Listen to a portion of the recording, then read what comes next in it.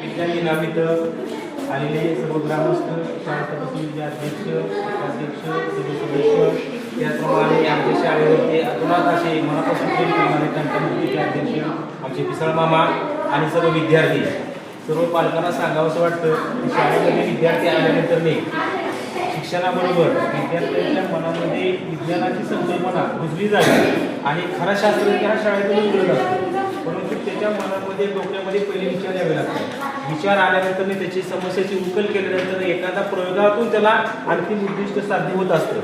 खरे तर आपण पाहत असतो की मिसाल ज्यांना आपण म्हणतो APJ अब्दुल कलाम आपले भारताचे राष्ट्रपती होते, त्या काळामध्ये शिक्षणामध्ये सुद्धा त्यांनी लहान मुलांच्या मनामध्ये कुठेतरी समस्या निर्माण झाली पाहिजे, जिज्ञासा निर्माण झाली पाहिजे. यातून कुतूहल निर्माण होऊन कुठेतरी विद्यार्थी प्रयोगाची निर्मिती करत असतात.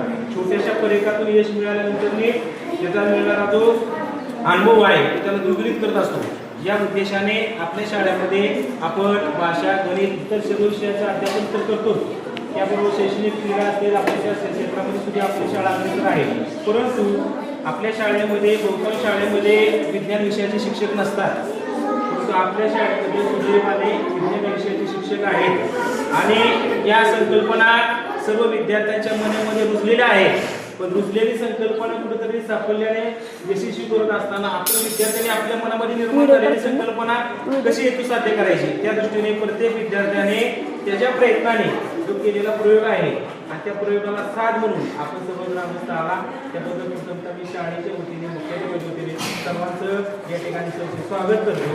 आणि आजच्या या विद्यार्थ्यांनी जी प्रयोगशाळा, जे प्रयोग बनवले आहेत त्या वास्तूचं म्हणण्यापेक्षा त्या खोलीचं आपल्या गावातील एक राजकीय दृष्ट्या, त्याचप्रमाणे सामाजिक दृष्ट्या गावामध्ये असणारे तंटे गावातच मिटवले जावे, ते पोलीस स्टेशनपर्यंत जाऊ नये. मला असं वाटतंय माझ्या 8 वर्षाच्या कारकिर्दीमध्ये आमचे सर्व तंटे गावातच मिटवणारे आमचे मामांना विनंती करतो की आपण आपल्या हस्ते या प्रयोगशाळेचं उद्घाटन करावं. आजी पुढे महिलांनी पुढे